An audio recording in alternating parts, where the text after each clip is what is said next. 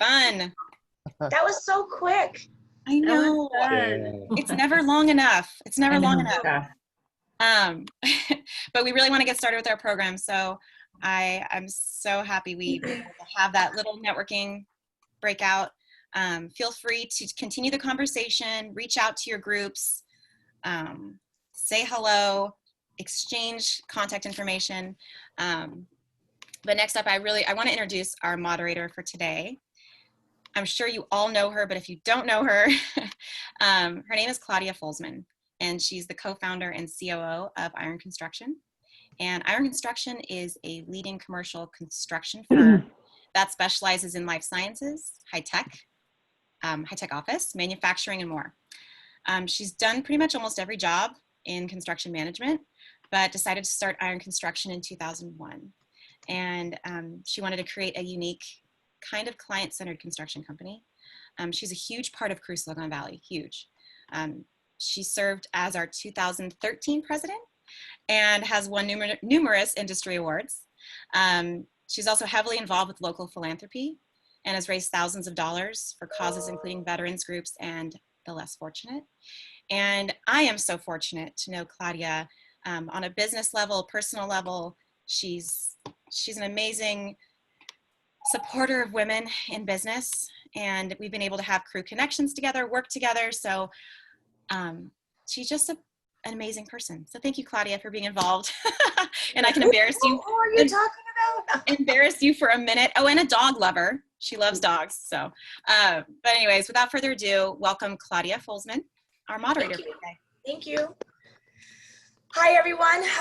I lament that I have not been as active as I had expected myself to be during this lockdown, but I think I kind of went through a little bout of, it wasn't depression, I don't know, I mean, just, you know, this just feels confusing. I talked to you a little bit about this too, Brian, somewhat, but before I get too far, I do want to just address the elephant in the room and let you know I got my COVID gray going on. Look at that, 6 months, no color. So I decided I'm going with it. So my poor hair lady, but that's what's going on. So don't think I'm afraid of the hairdresser, but no more color.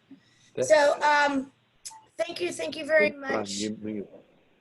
What's that? Larry, how are you? Not bad. How are you? I'm fantastic. You're our surprise participant.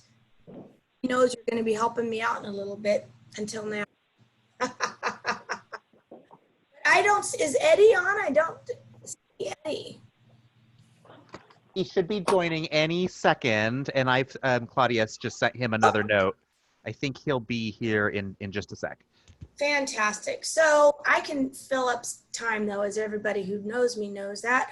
I am a political junkie. As you also know, I'm pretty opinionated. So when this opportunity came up, like I was mentioning in our breakout room, before I knew it, I threw my hand up. So I grabbed a hold of this. We did this once before, I think when Sam was running for mayor. A little bit of a while, but I think it's super critical because there's one very, very large issue that's going to be on the table for us that are in commercial real estate, and that's Prop 15, which is the split roll initiative. And are you sending something to me? Oh, Eddie's here. We have Eddie in the house. Hi, Claudia. How are you? So how this is good. Thank you. I'm so glad you're here. I'm going to introduce you in 1 second. So how this is going to work is Eddie's going to run through the propositions that are on the ballot. And when he and I chatted, we kind of, at first we had him in numerical order because that sort of makes sense, but we sorted it out so that the first initiatives he's going to explain to us are going to be non-real estate related issues, just general edification for us as informed citizens. Then there's 3 issues that kind of play with real estate a little bit, 2 of them less important, in my opinion, than the Prop 15. And then he'll end with Prop 15, and that's where Mr. Stone has agreed to come in and have a bit of a conversation with Eddie and maybe myself. We'll see if I jump in on just the ramifications of the impact that if that prop passes, what it's going to do to our industry. It'll be interesting. So let me just I'll stop there because I do want to have, so we're going to do speak with Eddie for 25-30 minutes. If you have questions, put them in the chat, and we'll, before we finish, or as we finish up, we'll have time to go and ask some questions. Then the second half of this meeting will be with Ann and Dave, and I'll talk a little bit about how we're going to have that part. So want to get going here. So I want to introduce my good friend, Eddie Trong. He, you see the slide here. He is with the SVO, and Eddie is an incredible guy. I'm on the board of the SVO. I've really enjoyed getting to know him better. He is so knowledgeable. So I have a little bio here. He's a well-known figure in the Valley's business community. He's Director of Government and Community Relations for the SVO. And there he helps ensure the voice of business in the community is heard on issues that affect SVO's 1,400 plus business members.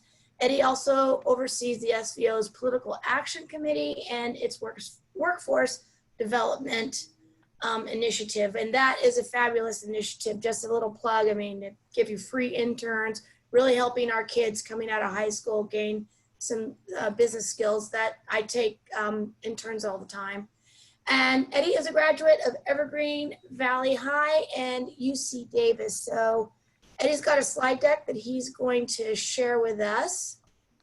So without further ado, Eddie, you want to take it away?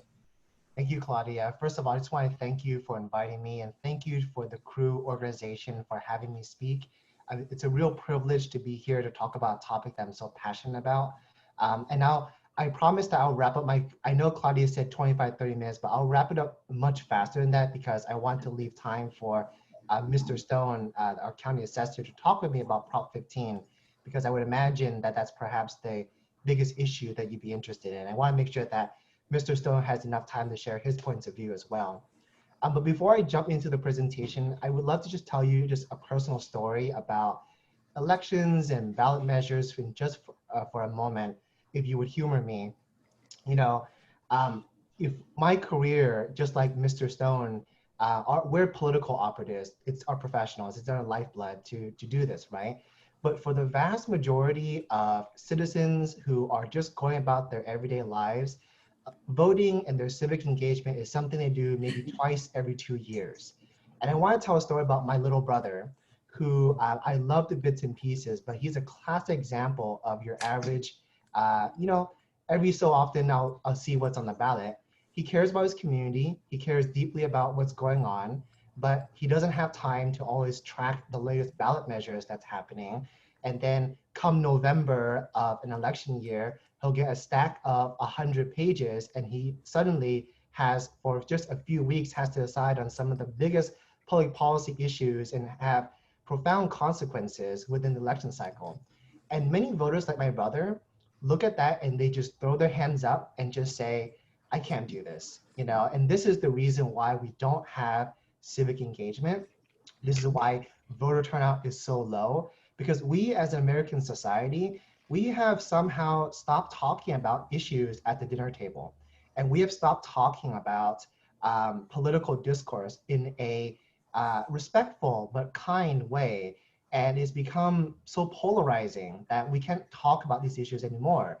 If anything, civic engagement should be something we should talk about every single day about issues, because they have impacts on people's lives, their livelihoods, and real people suffer, or they get pulled out of suffering when we get engaged on the issues. And I hope that with this conversation here, that you all can start, if you haven't already done so, continuing your civic engagement journey and just start asking questions, because that's the first step to civic engagement, asking questions and learning more. So thanks for humoring me. As Claudia said, I have a PowerPoint slide deck that I prepared. So just a quick format of this. I'm not going to go into every detail, every ballot measure, but my goal with this presentation is to simply share what the main topical issues are, maybe a little bit about who supports it, who opposes it, but really at the end of this, I hope that you will go and look online and do some more research yourself, and don't take my word for it, right? About whether this is a good thing to vote on, yes or no. And also, I also want to say that I will certainly share my organization's position on some of these ballot measures just for you to think about as well. So without further ado, I'm just going to run through this pretty quickly. And feel free to ask questions, though I do want to reserve time for Mr. Stone as well. So the first proposition on the ballot that you'll see is Proposition 14. This is a funding a bond measure for stem cell research. It authorized $5.5 billion in general obligation bonds to go into stem cell research. The supporters say that this is going to be life-saving medical science research to treat Alzheimer's, Parkinson's disease, or even cure diabetes. And many universities and research institutions are behind this ballot measure. The opponents of this ballot measure say that there was a similar proposition back in 2004 known as Prop 71 that was a $3 billion bond measure. But in the 16 years that that bond measure has been executed, only 2 FDA-approved treatments have been approved in that short amount of time. So the opponents say that while on the face of it, it sounds very good, there hasn't been much progress, and that without much impact, you should not justify more of this, right? So, I forgot to mention, I'm going to present each of the ballot measures for both supporters and what opponents are saying in a fairly, to the best of my ability and unbiased as I can be, just for you to have better knowledge of this. Proposition 15. I'm actually going to skip over this. I'm going to come back to this, and because we're going to talk about this at the end, and I'm sure this will be something that you're very interested in. Prop 16. This is about affirmative action. If you haven't heard about what this is, you can't talk about Prop 16 without first talking about Proposition 209, which was back in 1996. What this proposition did was that it banned public institutions and government agencies from hiring based on the preference of race, sex, ethnicity, and nationality. So supporters of Prop 16 say that for many years, marginalized communities and people of color, particular demographics such as African Americans, Latinos, certain Asian subgroups like Vietnamese and others, have been historically kept out of higher education and employment in the executive positions within public agencies. So the argument for Prop 16 is by allowing these public institutions to hire based on the intersections of income inequality and for race and others, that they can try to correct some of those historical injustices over time. Opponents of this ballot measure say that by using race as a criteria for hiring and for admissions into higher education, that it is legalizing discrimination. And not surprisingly, many of the groups that oppose Prop 16 would likely be individuals who have historically benefited from this, which is, I would say that Caucasian Americans, as well as Chinese Americans and other Asian American groups as well, and supporters of your typical across-the-board Democrats and social justice groups. Proposition 17. What this proposition does is that it allows for those who are on parole who have been convicted for felony to vote. Now, only some of them. So if you are a felon and you're currently incarcerated, you still can't vote. But if you're on parole, current law doesn't allow you to vote. But if you're on parole, the assumption is that there's a rehabilitation process, and if the state prioritizes rehabilitation, then you would then say that those felons who are on parole on the pathway to freedom should then be allowed to vote. So Proposition 17 would allow some felons, some parolees the right to vote. So that's a supporting argument. The argument against is that people who are on parole haven't had their full rights to freedom restored. That is broader than just simply voting, and so you shouldn't just simply allow that piece of it to be restored and not others. Proposition 18. The Proposition 18 will allow some 17-year-olds to vote within California primaries. And the way this works is, let's just assume I'm 18. I wish I was 18 again. But if I was 18, if I was turning 18 this year, and my birthday is in July, right? If I turned 18 this year, I could vote in the general election, but I can't vote in the March primary election.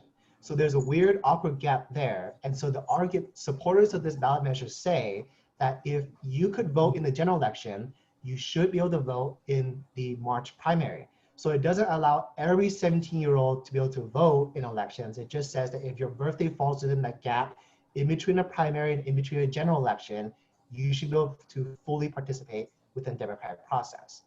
Opponents of this ballot measure say that 17-year-olds are still children, right? And they are still under the guidance of the guardianship of their parents, and they should not be able to vote.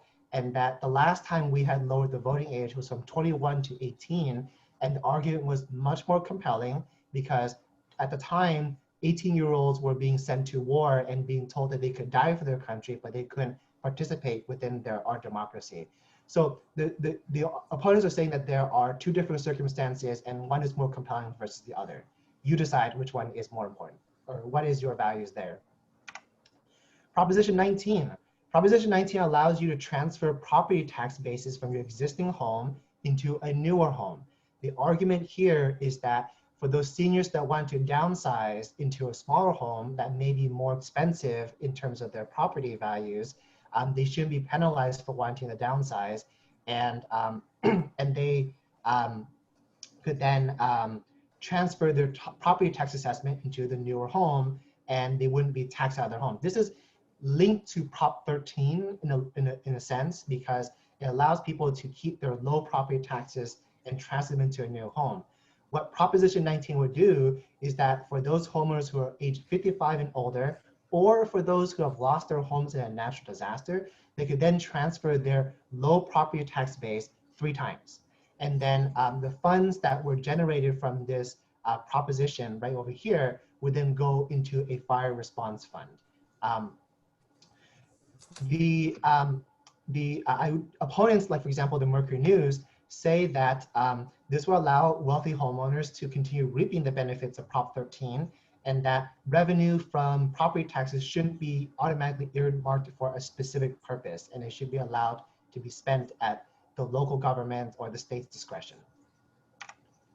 Proposition 20, this one would actually increase the penalties for certain kinds of crimes known as, they define it as wobblers, right? And so firearm theft, vehicle theft, unlawful use of a credit card can be, by discretion of prosecutors, charged as misdemeanors or felonies. And it would rewrite that piece of it in the crime code. The supporters say, supporters of this ballot measure are food chain groups, so for example, Albertsons and Safeways and certain public safety organizations as well, who say that they should be able to pursue harsher sentences in certain retail crimes. And the arguments, opponents of this ballot measure say that this would over-criminalize petty theft, and it would over-criminalize and add to the overcrowding of our prisons, which, by the way, I do want to note that recently the US Supreme Court deemed it unconstitutional because our California prisons were so overcrowded that the Supreme Court deemed it inhumane.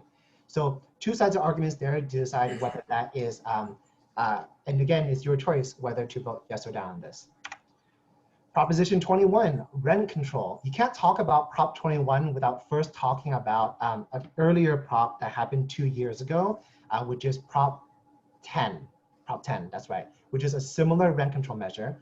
What Prop 21 would do is it would allow local governments to expand the restrictive nature of rent control to as much as they wanted, right? So just real quick, rent control is a price cap. It's a price control on what landlords can charge onto tenants, but only applies to certain properties. Existing California law allows for a 5% rent increase cap if your property is older than, I believe it's 1995, and it's limited by a state law known as the Costa-Hawkins Rental Housing Act. what Prop 21 would do is it would allow local governments to reduce the rent control to 4%, 3%, 2%, or 0, which is known as a rent freeze, or tie it to the consumer price index, which is in most cases could be 2 or 3% annual increases. Supporters of this ballot measure say that this would allow local governments to decide whether their communities need to protect the stability of affordable housing stock in their cities, and this will allow low-income families to stay there. Opponents of this ballot measure say that rent control doesn't specifically benefit low-income families because anybody could actually get access to a rent-controlled unit and benefit from that. And secondly, most economists say that rent control ultimately in the long term restricts the housing supply and actually makes housing more expensive over the long term because then landlords and property owners are disincentivized from building, which makes our California housing crisis even worse. Prop 22, this is perhaps one of the most contested ballot measures so far this year. You may have heard about Prop 22 because of a recent media announcement by Uber and Lyft, who said that unless Prop 22 passes, 1 million jobs in California would be at risk and they would be disappearing overnight. What Prop 22 does is, in order to talk about Prop 22, you have to talk about another state bill called AB 5. And what AB 5 did was that it reclassified many independent contractors into full-time employees or certain employee statuses with certain benefits. You can imagine that as a business owner, if you've been working with independent contractors and you don't have to pay for health insurance and other things, that all those new benefits costs would be detrimental to one's business or at least their model. And so what Prop 22 would do is that it would reclassify Uber, Lyft, Instacart, and DoorDash, and other app-based delivery drivers as independent contractors rather than full-time employees. It would also increase the minimum wage floor. It would also allow healthcare subsidies for the drivers and require that as a part of that transition back. So I said the supporting argument. The opponents say that these multi-billion-dollar companies are looking for ways to avoid paying full-time benefits to their employees. You decide which one is more important to you. Prop 23. This is perhaps one of the more confusing ballot measures, and let me try to explain it in as concise of a way as I can. Prop 23 allows, it would require that every dialysis clinic to have at least one physician present when the patient is being treated and to report that data to the state on a regular basis. It would also ban clinics from discriminating on the basis of who is paying for the patient's care. So the arguments there are that this will make clinics more safe and that any insurance will be treated equally. The arguments against is that the industry is obviously opposed to this ballot measure. They say that dialysis physicians are they are a very short workforce and they're not going to have enough physicians on site in each one of the clinics, and it would force many of these companies into bankruptcy. You decide which one is better. Prop 24, perhaps the most confusing ballot measure on the state. This is about 52 pages of straight up legislation and text. It would amend the California Consumer Privacy Act so that a customer or a consumer of social media platforms or other data sources have the right to opt out of their personal information being used for marketing purposes and to request incorrect information for them to be corrected. Supporters say that this will allow people with privacy concerns to have more control over how and when their data is being used. However, opponents say that this seems like a good ballot measure on the surface, but in reality, it has a lot of loopholes and exemptions, and it's a very complicated law that allows some tech companies like Facebook to get out of some of these provisions, despite being a champion of consumer privacy and data as stated for the ballot measure. I would suggest that you read into this ballot measure a little more carefully about what those loopholes could look like. Prop 25, and I'm done. This is the last thing. This is a simple one. It's an up, yes or no. Senate Bill 10 eliminate the cash bail system from our California justice system. It would allow individuals to, well, what SB 10 did was that instead of using cash to get out of, to be released on bail from jail time, California has a risk assessment system that determines the likelihood of this person fleeing or not. So they use that system. A yes vote on this ballot measure says that that keep SB 10. A no vote says repeal it and go back to the cash bail system. Supporters say that a risk-based assessment system is more fair. It doesn't allow people who have financial resources to be put on bail, and that this will allow more people to, there's an equity piece to this angle here. Opponents say that California's cash bail system has existed for a long time. The risk assessment system is not perfect and it leaves room for racial bias, so we should go back to the cash bail system. You decide which one is more important. And whew, I'm done. Fantastic, Eddie, thank you. But we still have that one big hairy prop to talk about, right? This is where Larry, bring you on in and maybe, oh, my screen keeps flashing. Oh, there we go. Let's, Eddie, why don't you read this summary here on Prop 15, and then Larry, I'd love to get your take on it. You know, I talked a lot. I just want to give Mr. Stone the chance. Okay. Would you like to talk about this first, or would you want me to do it? You decide, Mr. Stone. Oh, well, I can do it either way, but I'm prepared to. Yeah, I feel like I've talked enough, so I'm happy to pass it over to you. Isn't he so sweet? All right. Sure.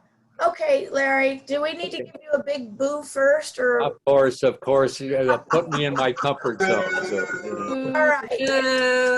all right. So just real quick for everybody who doesn't know Larry Stone, he is our county tax assessor. He's not the tax collector. He just tells the collector how much to collect from us. So that's why we like to boo him. Sorry, go ahead, Larry. Well, I'm getting some feedback here. Did somebody? Somebody's driver assist is speaking. Oh, okay. All right. Well, I should preface my remarks by saying in 1978, as a council member in Sunnyvale, I campaigned against Proposition 13. I believe it's one of the two worst things that have happened to California. I openly acknowledge that it gives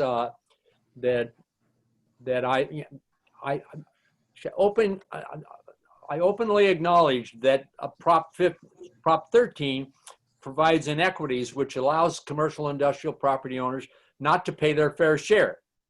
But so why, I am asked, if you acknowledge that you oppose Prop 13, which this ballot measure attempts to amend that, and you also openly acknowledge that there are inequities in the which allows commercial property owners not to pay their fair share, then why do you oppose Prop 15?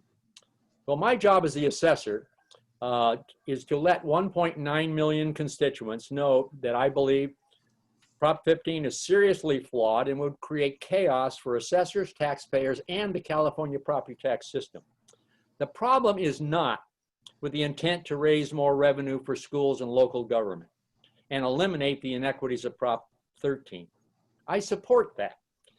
The California Assessors Association completed a very comprehensive analysis of Proposition 15 with only one question in mind: can assessors implement it? And our conclusion is we cannot. It would be impossible, not difficult, but impossible for us to administer Proposition 15 as it is written. The proponents of Proposition 15 retained an independent consultant to estimate the property tax revenue that Prop 15 would generate. And I'm reading directly right now from the report. It's dated May 4th, 2020, and that's an important date.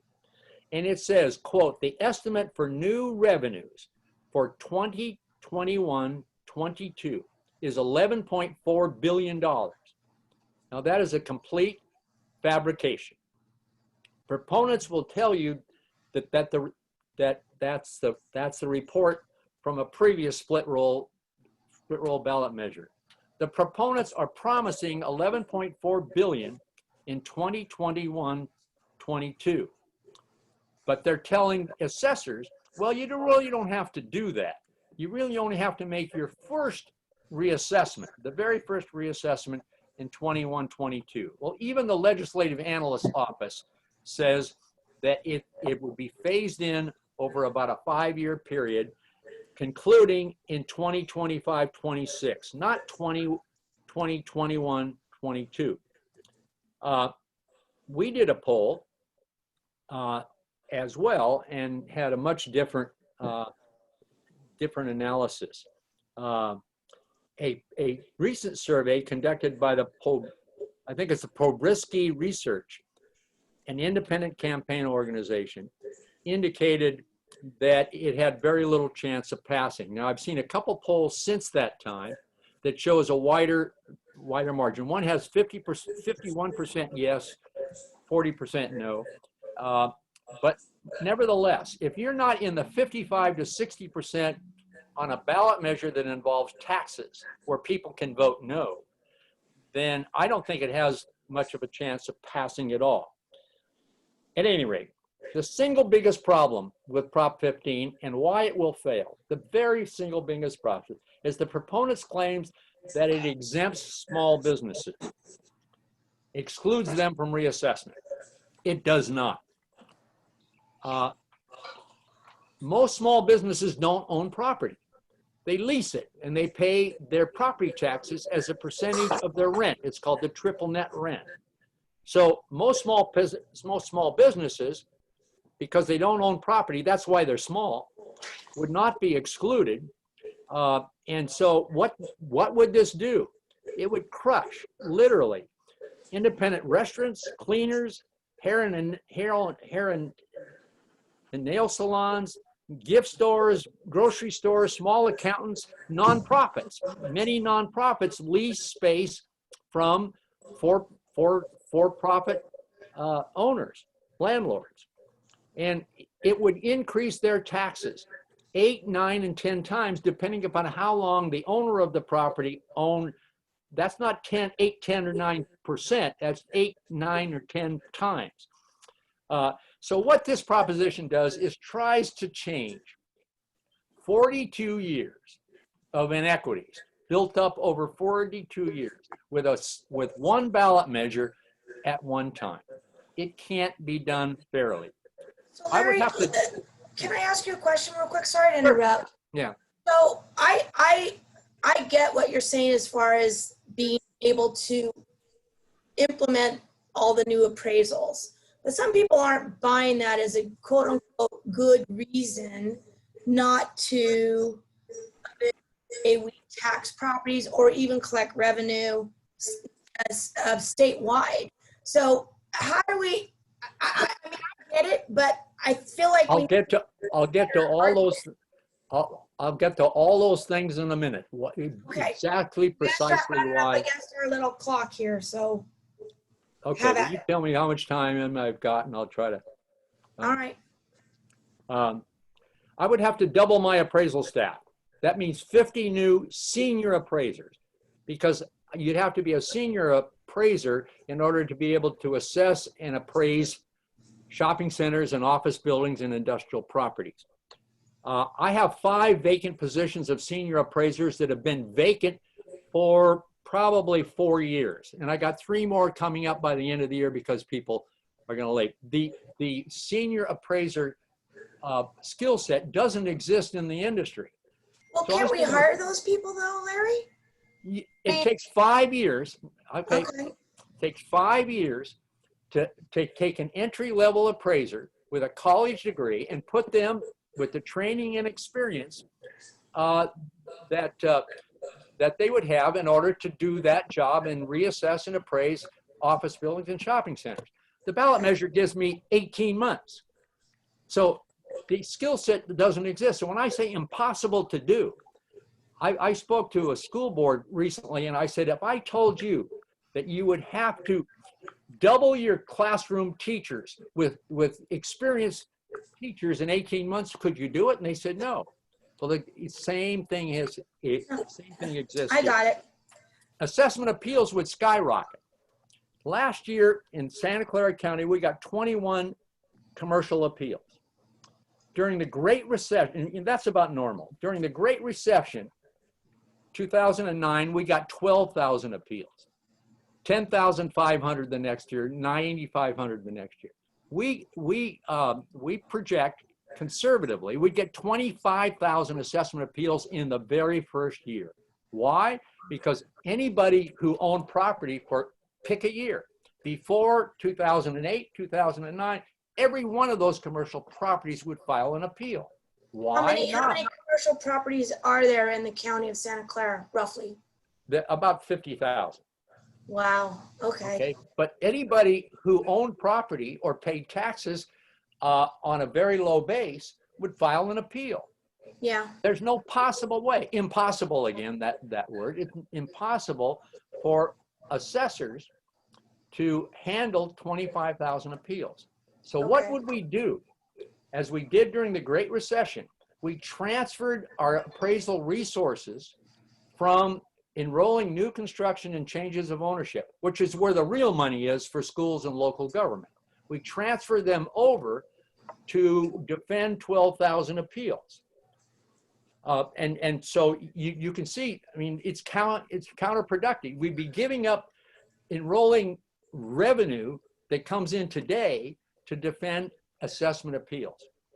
yeah, I got it. So it's Against our window here a little bit, let's see if we have some questions okay. from the audience on any of these propositions that Eddie ran through, or Prop 15. Does anybody just put it in the chat? And I did have one question for you, Eddie, on that dialysis proposition. Who put that on the ballot? I mean, in my mind, typically these ballot measures always seem to involve money, right? Like somebody's going to make money and somebody's going to. So who's going to benefit from that prop passing? That's an excellent question. So the proponents of Proposition 23, reminder, this is the dialysis bill, has been really state labor unions like SEIU. And so the criticism is that some folks are saying that the state labor unions are using Prop 23 as a way to unionize the employees of the dialysis clinics. And so that's one perspective there. Okay. Does anybody else have any questions? I don't see any in the chat. So I do have one more question for you, Larry. So when we talk about the triple net leases that all of these businesses that are renting have, what are you guessing that the rent increase is going to end up being for these guys? It would depend upon how long the property has been owned by the current owner. If it's a long time, if they owned it, say, for 42 years, it would be enormous. Think of your own home or mine. I bought my house in 1975 for $85,000. It's assessed at $276,000. Zillow says it's worth $3 million.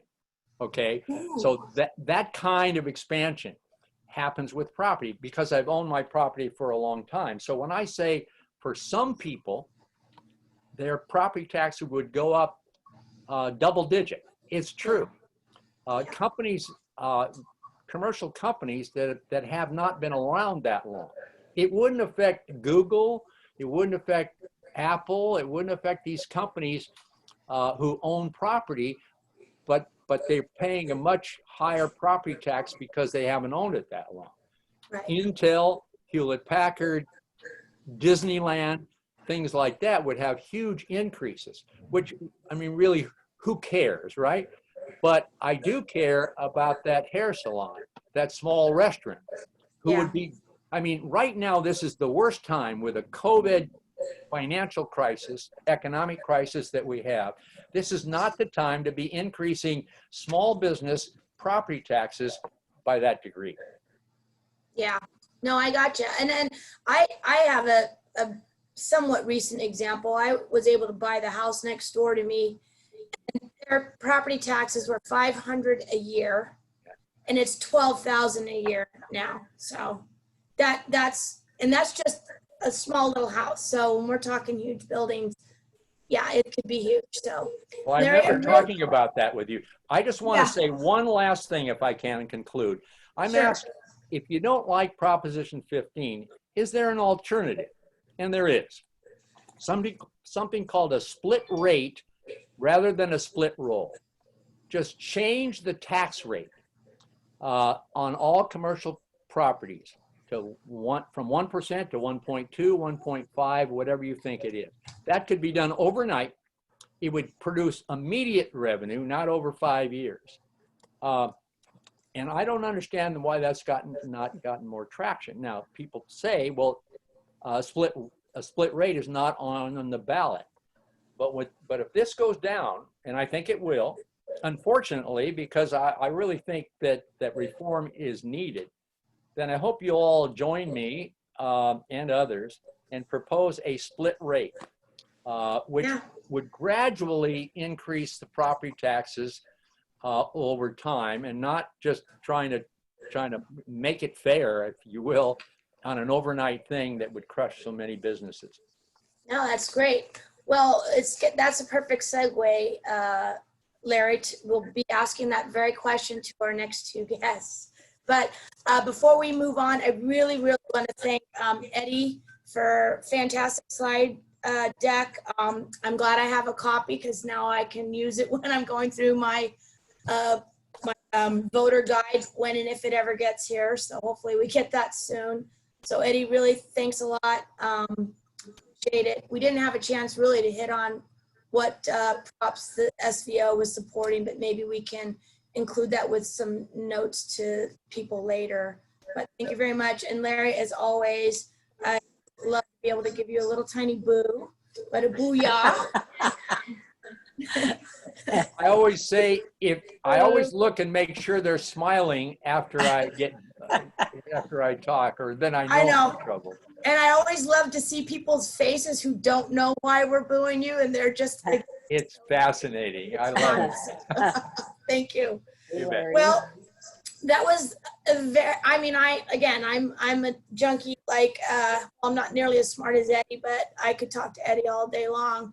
So I hope everybody got something out of that. And I love your story at the beginning, Eddie. It is critical for us to be able to start having civil conversations about civic issues, because these things, they impact us, and when we don't deal with them right away, then they blow up in our face. And we're going to be talking about that here shortly with our two candidates. So let me get started on that, and we're just going to have a conversation. So I really want to introduce the two candidates for our local state Senate representatives. And I'm just going to start with Ann, because that starts with an A, and that's my mother's middle name. So Travel, I hope I got that right, Ann. You did. Thank you. And short introduction, she has a long and distinguished career in public service. UC Hastings trained attorney. She has served as Santa Clara County Council Deputy Assistant Attorney General in the U.S. Department of Justice, an appointee to the California Fair Political Practices Commission, and chair of the Federal Election Commission. Ann lives in Los Gatos with her husband, Stephen, and has 3 children. So thank you very much, Ann, for joining us today. Thank you. And then the other candidate for this position is Dave Cortese. Good afternoon, Dave. You're here. I saw you earlier. Oh, there you are. Mr. Cortese's public service also runs deep. He is a former school board member who served 8 years on the San Jose City Council representing District 8. He has served on the Santa Clara County Board of Supervisors representing District 3, and he served 4 years as the board president. Dave lives in San Jose with his wife Patty and is the father of 4 children. So thank you, Dave, for joining us. Thank you. So I don't want to put any kind of rules or put any of this in a box. I really want this to be a conversation. So while I spoke to representatives from your campaign about potential topics, I didn't tell them which ones we would talk about. So I really want things to be very candid so that people here can get an idea of what you plan to do for us as a representative up in Sacramento. So I do want to have you each start though with a minute or 2 at most, just to let us know why you have chosen to run for this position and why we should support you. And Dave, if you could start with that, I would appreciate it. Yeah, thank you so much. I mean, just to help people, that's the reason I packed up my private sector desk when I was 45 years old in the real estate business and ran for city council and was elected to a very full-time position back then. And I've been full-time on the city council, vice mayor, county board of supervisors, as you just introduced, since that time. This campaign's been very balanced. We've been very fortunate to have the support of the California Building Industry Association, California Realtors, a number of other real estate groups and individuals that range from George Marcus to Lou Wolf.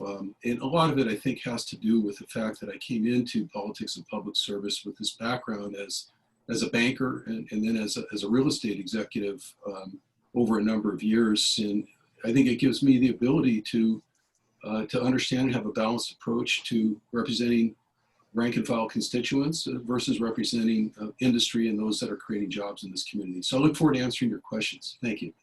Fantastic. Thank you, Dave. And Anne, why have you decided that you want to run for this position? Well, I grew up in this valley, went to Willow Glen High School, and came back to work here as a lawyer when I finished law school and going to Berkeley. And when I was at the Department of Justice, and then at the Federal Election Commission, I was back and forth. My family was all here. I was making sacrifices to work for the Obama administration. And I came back and I kept thinking, if things are going terribly, I could not believe the problems that I saw that had not been dealt with, including then the transportation gridlock and the homelessness and the high cost of housing. And I myself grew up in a very moderate income family. My mother didn't work, and I was able to go to university and actually succeed and be appointed by the president to several jobs. And that's not going to be possible now for someone. And I think that that's one of the reasons that I'm running is I think that these things need someone who has a record of actually working with everybody, not just, special interests, not just unions, but working across all interests to actually come to thoughtful decisions based on facts and data, talking to the experts, and making good solutions. And it was great to listen to Larry Stone because he and I have discussed some of those issues very, very extensively. And he is supporting me. And we think alike, although he's funnier. And I would say, let me just say one, you can take a look. I was endorsed by the Mercury News and the San Francisco Chronicle, and the Chronicle said it best, as did the Mercury News. I'm going to be making independent, thoughtful decisions that are best for the community. Good, good. Well, thank you both for those introductions. So I'm going to put a question out there. I'll direct it to one or the other of you. Then the other one can throw in their 2 cents, and then if we need a little back and forth. But I have 5 issues that I want to get to. So I'm going to start off with affordable housing. And Dave, I'm going to throw this at you because you're currently a supervisor. Now in 2016, we passed Measure A, right? In order to provide $950 million to start putting some housing together for housing the homeless. Now, I don't have an exact count. In fact, I don't think a lot of people do, but it doesn't seem like 3 years later I know we've put some people in housing, but we haven't really made a dent because we continue to have more people hit the street. So I want to know, from a senatorial position, how are you going to be able to help the county of Santa Clara get a handle on this issue and start making meaningful impact? And I'll give you a minute to respond. Yeah, well, thank you very much. And just to give you the numbers, Measure A, as of last Tuesday, when we approved 3 more projects, is now over 27 projects that it has helped finance significantly, with $700 million of extremely low income money that you passed as voters, and another $250 million, $50 million of which is down payment assistance for moderate income first-time home buyers. And we'd like to see more people take advantage of that. There's money still there in that pot at the Housing Trust. But what you're seeing and noticing is not the lack of permanent supportive housing going up, but what you're seeing is, as you mentioned, we're being outpaced by homelessness increases, which are actually threatened to increase more during COVID if we don't get out in front of it, which are leading to tents and people living under overpasses throughout the state of California, including here. And so we've housed 14,000 people since Measure A overall, or housed or sheltered 14,000, according to our Office of Supportive Housing. But we have, as you said, still a long way to go. And I believe that the state of California needs to establish 2 buckets of money that can assist counties like ours in combating this issue. One for permanent long-term supportive housing, and the other one for short-term transitional housing, which doesn't really exist right now. Okay, thank you.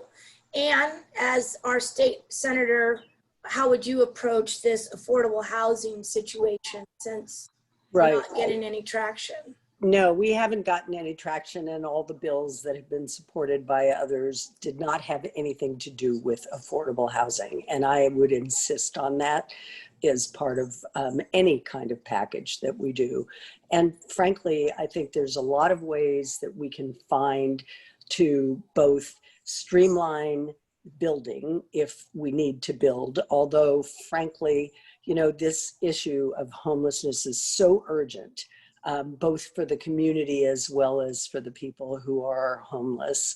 And I think that, who are part of the community, obviously, but I think that we have to immediately start getting excess public lands. Just keeping a tally of them isn't enough. Using those for building housing, and hopefully the state could also invest in quicker ways to get housing through modular housing and things that are faster to build. And that is one way that we could deal with the problem more quickly rather than putting people in tents. I absolutely agree that we need to have housing which has with it for homeless mental health care, drug addiction treatment, as well as job training together with whatever housing it is that we build. And there has to be a sense of urgency. And I know, there's been issues about local zoning and things like that, and zoning and those things. First off, the state should be helping local governments that are small to be able to afford to do that, because they don't now have the wherewithal. But also, I just think, we've talked about CEQA many times in this campaign. We'll get there. Okay, well, if you want me to wait. Yeah, okay. please. So I want to have a follow-up with that, because the more anybody looks into any particular issue, it's never a standalone issue, right? There's mitigating factors, there's contributing factors. And so that ties into why do we have so many homeless people? And obviously, not everybody is out there by their choice. And some of them are out there with a lot of issues that don't allow them to take care of themselves. And I don't know when this happened back in maybe the 70s or the 80s, but all of these, you know, mental health facilities were closed down for a variety of reasons, and these people, it appears, were put out on the street. So what is your thought, and Anne, I'll start with you. Mm-hmm. Is this a problem? And if so, how do we help people that can't help themselves? Right. It's a huge problem. And we know not all homeless are mentally ill, but there's a large percentage of people who have either mental illness or drug addiction that's correlated with mental illness. And back in the day when those people were put out on the streets and they enacted the LPS, Lennerman-Petrus short law, that's what I did when I first started at the county. And that law was intended to not replicate what happened at Agnew's and other places where people had electroshock therapy against their will and things like that, lobotomies. This is not what we're doing in mental health now. And those people are still not receiving sufficient ability to get mental health care either before they become homeless or while they are being homeless. Right. And the fact is, they're taken to jail. It's really expensive to have them in and out of jail. And yet it would be a much lower cost if we were, instead of having them in the criminal justice system where they don't belong and where one of them got murdered at the county jail, it would be much better to have much more local investment in mental health, and the state should be helping with that. And they already have done to some degree, Prop 65, and much of that money hasn't been used properly, but the state needs to oversee how the money that they give is being utilized. Thanks, Anne. So Dave, on this same topic, so Anne made a point, and I'd like to hear what you thought, but so we might have gotten rid of Agnew's, but now we're just using Santa Clarita Jail to house our people who are mentally ill in some cases. What is your position on, at the state level, working on trying to help solve some of this mental health problems that we're seeing in our community? Yeah, it's a huge issue. And just stop me when you're ready because I'm not clear. I know I've gone for 1 minute. That's okay. I think, you know, it's better to be educated on a few issues than know a tiny bit about a lot. I just don't want to stop artificially at 1 minute and then listen. All right, I'll go like this. That's fine. Beautiful. Thank you. So first of all, there's a third of our unhoused population in Santa Clara County right now, according to independent studies that we've done that are accurate. We call them cost studies that go out when they do a point in time census and count everybody. They also take in a variety of information and study who's in that population. And about a third are people with clinically diagnosed or chronic mental health issues. And that's really is reflected in jail populations throughout the state of California. For example, in Santa Clara County jails, recently 49%, up to 49% of the population at any given time have been clinically diagnosed with mental health issues. So in response to that, we have 2 projects going at Valley Medical Center in this county, including a youth facility that we're investing in. And we're in the process of tearing down what's called Main Jail South in Santa Clara County. And I recommended 2 Board of Supervisors meetings ago that we, instead of building jail cells back there, build the mental health facility beds, mental health beds like you're talking about, except state of the art, not what they did back in the days of Agnew. But it's a huge problem. And we often hear people say, oh, the county's bad because they don't get the mentally ill unhoused off the streets and in mental health beds. Well, there's no county in California that has adequate mental health beds precisely because of the disinvestment that you were talking about, Claudia, just a while ago. So we're working on that aggressively. It does cost a lot of money. If you're wondering, how's the state going to pay for that or the county pay for that? It costs about $85,000 a year to have an unhoused person with mental health issues on the street. It costs about $35,000 to provide for them with a mental health bed or a permanent supportive housing unit that has mental health services attached to it. So it's a winner economically to do it right, and I'll fight for that. Thank you. I'm going to do a complete, not 180, but totally different topic. But I do appreciate your comments on that because I do want to get to CEQA. Okay. Just being in construction, commercial real estate, Prop 15 is a big issue that we may or may not get to today, but CEQA continues to hamper the industry, the construction industry, the development industry by its abuse, mostly from NIMBYs. This is, again, my opinion. So I'd like to know what your opinion is on how CEQA is currently being used and what reform you would most likely propose when you get to Sacramento. And Dave, if you could start with that. I mean, CEQA reform is long overdue. It's been talked about. I'm sure you've heard it in election cycle over election cycle as you bring candidates in. And by the way, thank you again for having us today. It's the second time I've been before CREW. The first time it was just a social visit and I enjoyed it very much. But when it comes to CEQA, you know, the problem is getting good projects entangled in long-term litigation because somebody basically files either a relatively frivolous suit or a suit that has some legs but is really not there for environmental reasons, true environmental reasons. It's there because somebody's trying to stop the project or to get leverage on the project. And some of those issues are union and business conflicts that need to be resolved. Some of it, I think, has to do with new legislation that could be introduced, and I want to do that to just try to expedite the litigation calendar when it comes to CEQA. If we had an elections dispute right now in this race, it would move to the top of the calendar immediately because they'd have to decide it, right? You can't just wait till the election to decide a dispute. We saw that with the Bush-Gore election, right? All the way to the Supreme Court in a week or two.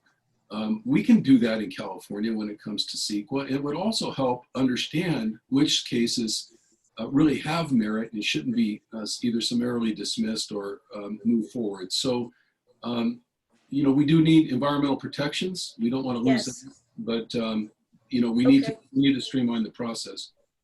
Thank you, Dave. Anne? Well, let me just, protect the let me just environment, say, but keep development going. How are we going to? right. I think that this has been a problem from the beginning that I've recognized. And first off, I think that solution, I mean, look, the reason voting is different is because there's a certain date certain for an election. And if every type of litigation in the state of California were to be expedited because it's serious, the courts would be unable to function.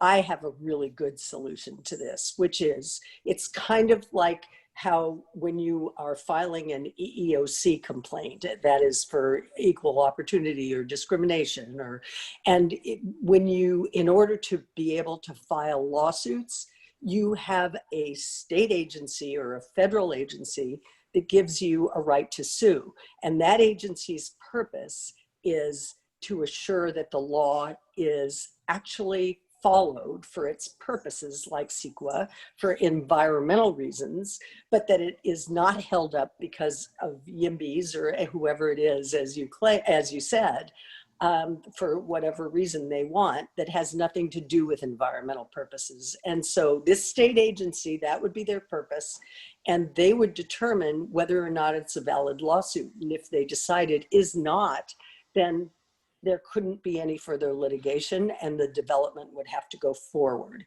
And I think that is the most rational solution to this problem because some of the other machinations aren't going to work. And this has been used for delaying projects for many years improperly. Agreed. I'm getting little notes here that we have come to the 1:30 mark. I know we started a little bit late. Who am I looking for? Are we? Do you want us to wrap this up, or could we take another issue? Nate, can you or somebody let me know? Sorry, technical difficulties.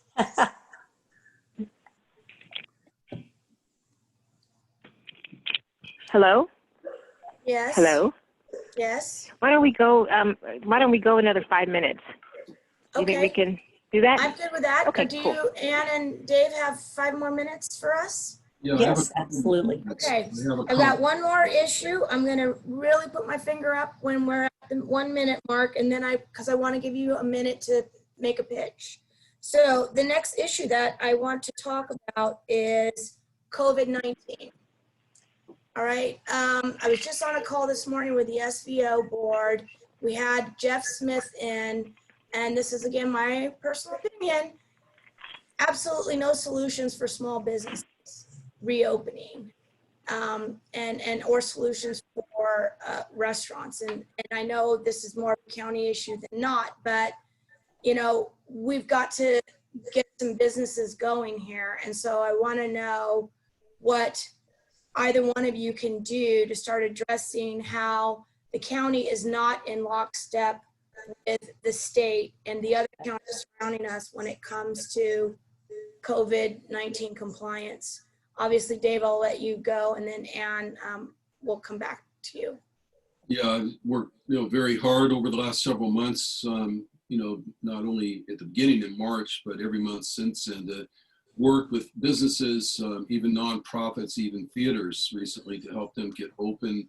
I certainly advocate for us to move to the state rules on 25% capacity, which we're allowed to do right now under this red criteria in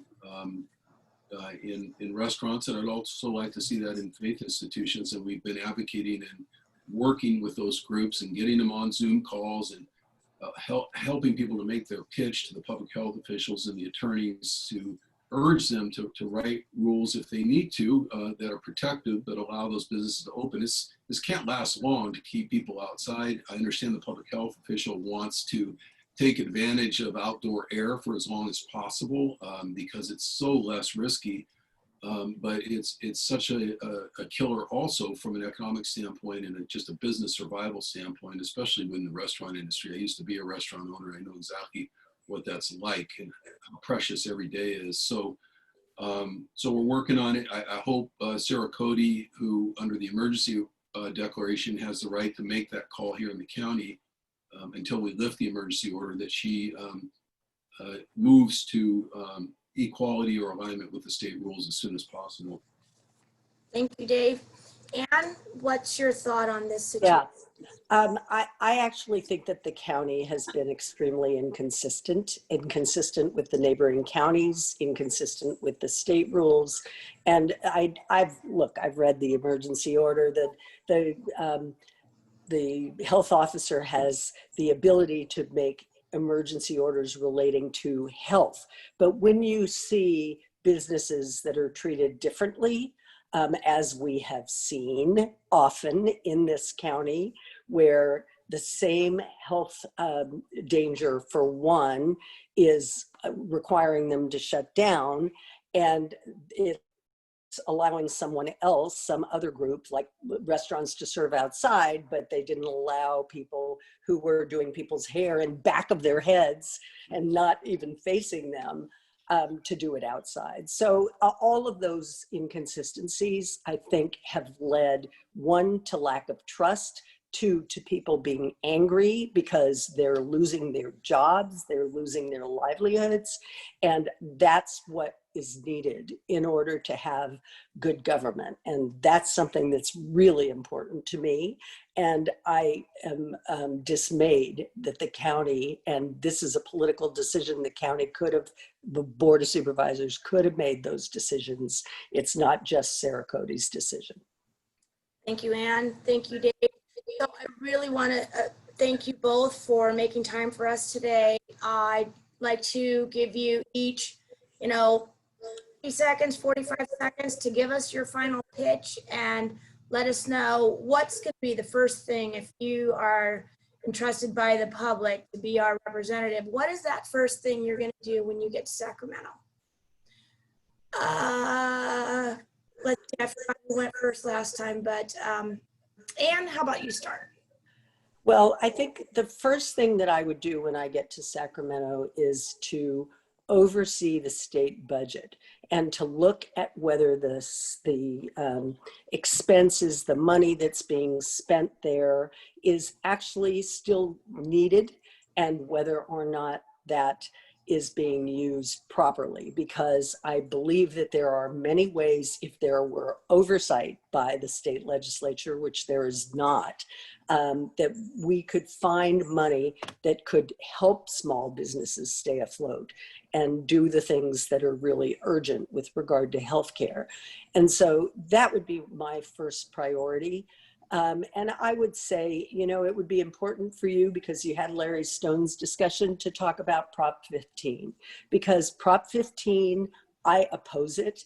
I understand all of the issues that Larry mentioned. I've done a lot of study and research on the reports that have been submitted to the assessors. And frankly, I think that would be another detriment to small, yes, ask Dave about his views on 15. Okay. They're different. We'll get there. Dave, if you can wrap this up for us, 45 seconds. If you're so lucky to get the trust of the people and represent us in Sacramento, what is going to be the first thing that you do there? And if you want to take Ann's challenge on Prop 15, I can have you do that too. So take it away. Yeah, I'm not sure I can do both those things in 45 seconds. I know. First of all, thank you again for the invitation, and understand no matter where we are on the propositions or these individual issues, that I have significant backing from the real estate industry here. I support SB 50, I support housing production. Those are big differences between me and my opponent. You really got to go back and look at who's supporting who, and you know, help take that as a cue as to who's really the person here that's going to help open things up in terms of economic development, getting our housing crisis solved. And that said, the very first thing I want to do in Sacramento is something we were talking about a few minutes ago, is to try to bring these COVID rules by legislation into uniformity throughout the state. I mean, the governor has really had free reign to call the shots with the state public health offices. People have wondered why the legislature isn't playing a more active role. And the rules don't allow county supervisors to override a public health officer now, despite what Ann said. There's always a lot of stuff made up in these campaigns, but you can't do that now, but you could if you legislated it that way, in such a way that we wouldn't lose our FEMA money and our stimulus money. We'd have to legislate that. And I'd like to do that, because if we don't open the economy up soon, all these other issues we've been talking about are almost going to be moot, because the economic decline is going to be so great. So thank you. I hope you do trust me. You have trusted me in the past, and I would ask for your trust one more time in this vote for state senate. Thank you. Great. Thank you very much, Dave. Thank you very much, Ann. This is personally Thank you. a lot of fun. Had fun doing research. I hope everybody who's still left on the call that you learned a lot, and there's a lot more homework for us all to do, and we're all in this together. So wear your mask, separate, and make sure you fill out your census. You have another week. Thank you. That's it. Thank you very much, everyone. Thank Really you. appreciate it. Thank you. Thank you. Thanks. Thank you all. And I think Christy might have had to leave, so I was asked to kind of wrap this thing up. So really glad to be back with crew. I hadn't been here in a while, but I'm back. Need to check the calendar. Good to see all my fellow past presidents.